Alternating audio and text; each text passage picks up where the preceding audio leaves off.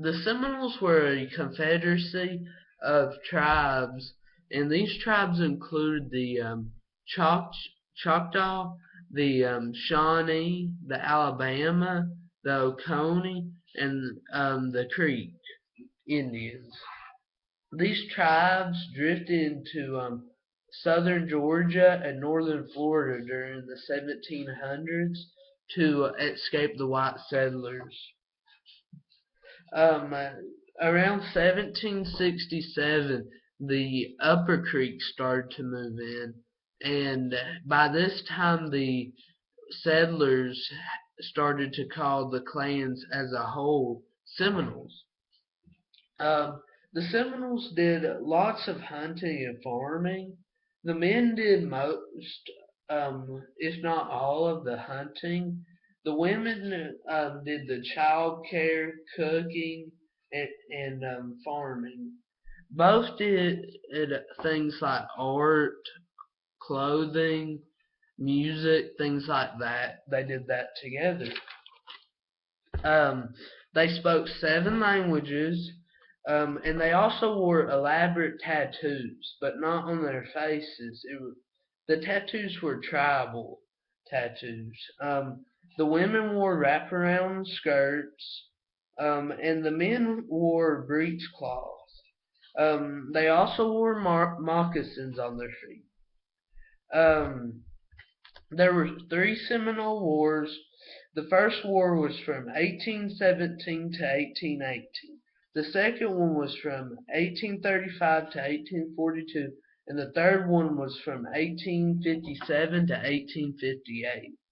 Um, the first war started when several warriors were attacked by the settlers and killed. In return, several went back and killed those settlers and stole from them. Well, in return, a detachment of soldiers from a nearby fort came to to Indian town called Foultown, and they requested um, the the warriors that had killed the settlers. The They refused, and in return, the soldiers drove the Indians into the swamp, killing about 20 warriors in doing this. Um, so this caused an explosion across the southern Georgia and northern Georgia line, and settlers and Indians rose across the um, the settlement to fight for the first war. General Andrew Jackson took control of the troops for this. He ended up weakening the Seminoles by dividing their forces in between Georgia and Florida.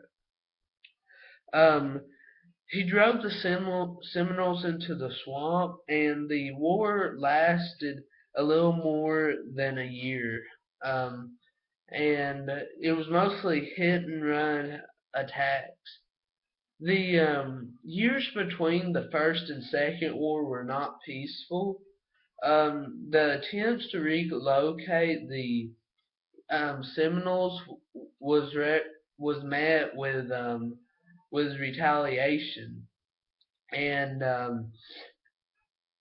the second war started when Indians attacked and killed 100 troops, and so this caused the second war. General Floyd General Floyd took control of the troops, and he was the son of a congressman um, that was general, and he'd been in several different engagements during his military training. But he went into the swamp, and he had 5 regiments waiting for him. About 300 men in all, probably, were the estimates. A week later, they entered the swamp. During their time in the swamp, they saw little of the Seminoles, um, but they managed to cross the swamp several times during this time, and and he it was a 3 month campaign that he had, and by the end of it, it was deemed a success because of the entering of the swamp, and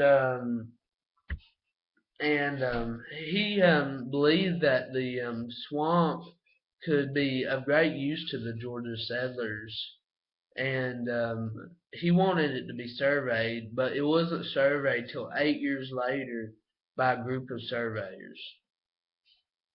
Um, the Third War lasted a little over a year, from 1757 to 1758, and it was mostly just hit and run attacks. Um, there were only certain Indians that gave up. Nearly 3,000 left and went to Oklahoma. There were only about 200 Indians left in Florida to preserve the culture and history. And the leader of these included a Seminole chief named Sam Jones. Um, the removal of the Seminoles lasted 20 years longer than the Trail of Tears. 3,000 left Oklahoma, as I said, and only 200 stayed. Um, it costed the United States more than the Revolutionary War did. It costed 30 million for the U.S. government, and it costed